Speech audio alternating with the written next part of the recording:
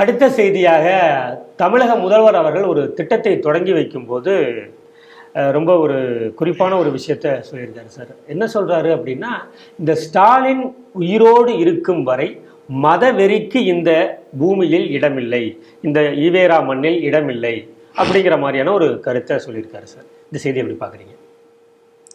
அப்போ ஸ்டாலின் முதல்ல அரெஸ்ட் பண்ண வேண்டியது துணை முதல்வர். ஏன்னா அவர் தான் என்னுடைய மனைவி கிறிஸ்தவர்கள், இதை சொன்னால் சங்கிகள் வயிறறிவார்கள், ஒரு மதவெறியை தூண்டினவர்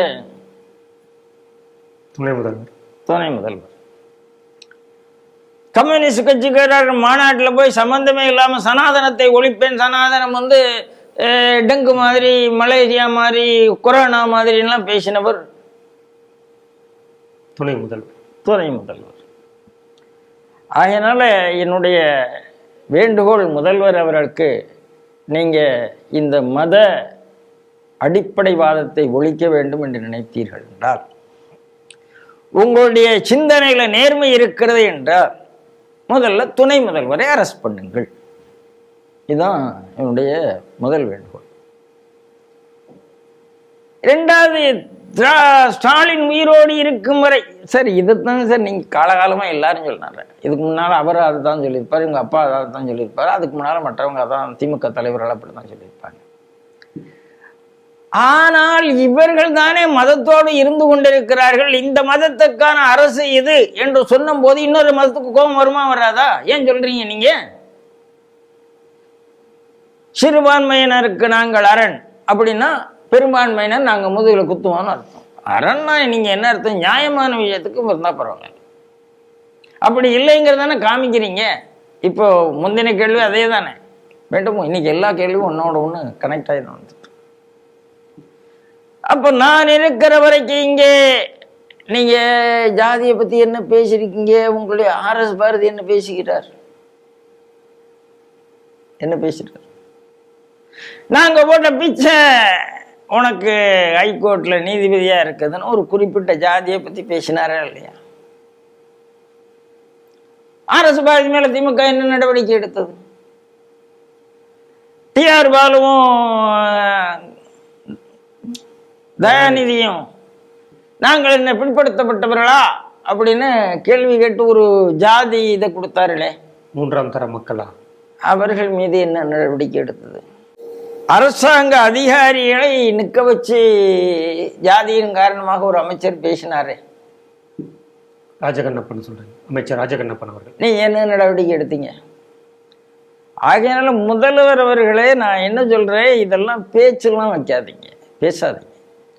முதல்ல ஜாதி மீது ஜாதி மோதல்களை தடுக்க வேண்டும் என்றால் நீங்க முதல்ல அரெஸ்ட் பண்ண வேண்டியவர்கள் திமுக அமைச்சர்கள், துணை முதல்வர், திமுகவினுடைய மேயர்கள்.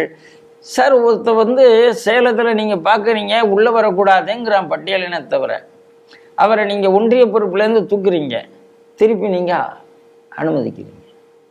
ஏன் அனுமதிச்சிங்க சார்? நான் வேணா ஒரு பட்டியல் அனுப்புகிறேன் சார் முதல்வருக்கு. நம்ம CTVயில் நிறைய பேசியிருக்கோம். பெரிய ஒரு பட்டியலை போட்டு, முதல்வர் அவர்களே, இந்த பட்டியல் படி நீங்கள் ஜாதி மோதல்களை ஒழித்து விட்டு இதை பேசினால் நல்லா இருக்கும். ஆனால் உண்மை என்னவென்றால்,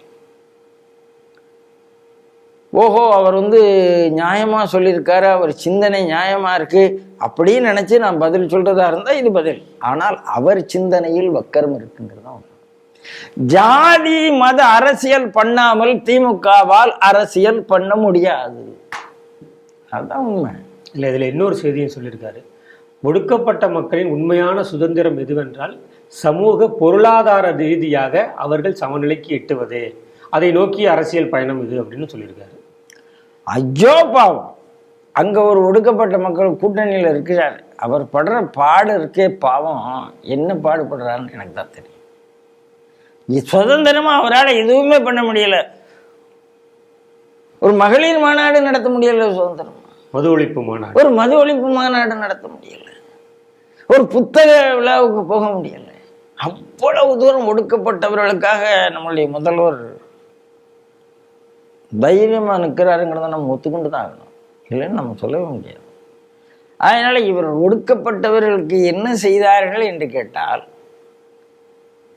ஈவேரா காலத்திலிருந்து திமுக என்பது ஒரு பார்ப்பன எதிர்ப்பு கட்சியை தவிர ஒடுக்கப்பட்டவர்களுக்கு ஆதரவான கட்சி கிடையவே கிடையாது என்பதை மீண்டும் மீண்டும் எத்தனையோ சம்பவங்கள் நிரூபிக்கப்பட்டிருக்கிறது. ஒரே ஒரு வேண்டுகோள் அவருக்கு, அப்படி அவர் விருப்பப்பட்டால் உடனடியாக ஒரு துணை முதல்வர் நீங்களே இருந்துட்டு போங்க சார், எனக்கு ஸ்டாலின் எனக்கு எந்த பிரச்சனையும் இல்லை சார், நீங்கள் ஒரு துணை முதல்வரை வைங்க சார். ஏற்கனவே ஒன்று இருக்காரு, இன்னொரு துணை, ஏன்னா 2 துணை முதல்வர் வச்சா தப்பு கிடையாது, வைக்கக்கூடாதுன்னு யார் சொன்னா? சார் ஆராசா இருக்கார் பாவம், அவருக்கு சேர் கிடைக்கல, பக்கத்தில் முதல்வர் பக்கத்தில் வந்து உட்கார்றாரு. அதாவது துணை முதல்வராக இருக்கக்கூடியவர் துணை முதல்வர் ஆகத்துக்கு முன்னால் ஒரு நிகழ்ச்சியில் முதல்வர் இப்படி இருக்கிற ஆசாரா உட்கார வைக்கிறாரு. ஒரு பார்வை பார்க்குறாரு ஸ்டாலின், பார்த்த உடனே திருப்பி 2 பேரையும் இடம் மாறி உட்கார்றாங்க. இதெல்லாம் வீடியோவில் வந்திருக்கா இல்லையா? நான் என்ன சொல்கிறேன், பாவம் சார் ஆராசா ரொம்ப குறைக்கிறார் சார். இந்து சமுதாயத்தை எதிர்த்து வேற யாரும் அவரை மாதிரி நாய் மாதிரி குறைக்கிறது யாருமே கிடையாது, அப்படி குறைக்கிறார். நான் அப்படி சமூக நீதியெல்லாம் குறைக்கிறார். ஆனால் திமுகக்குள்ளே போனால் பெட்டி பாம்பாயிடுறாரு சார். உண்மையான லாயலாக இருக்கிற ஒரு ஆராசாவை நீங்கள் துணை முதல்வராக்குங்க, இல்லை வேற ஏதாவது நீங்கள் பண்ணி கொடுங்க.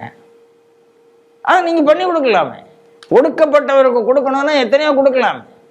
பாரதிய ஜனதா கட்சி எத்தனை பேருக்கு கொடுத்துருக்குங்கிறது எங்களுக்கு தெரியும், பெரிய லிஸ்டே நாங்கள் போடுவோம்.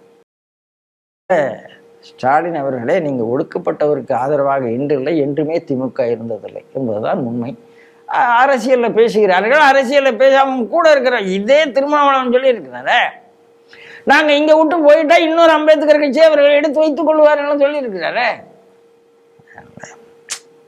ஸ்டாலின் பாவங்க, யாரோ எழுதி கொடுக்குறாங்க பேசுகிறாங்க. இந்த தடவை பிட் பேப்பர் இல்லாமல் கொஞ்சம் ஒழுங்காக பேசியிருக்காருன்னு நினைக்கிறேன், தெரியல.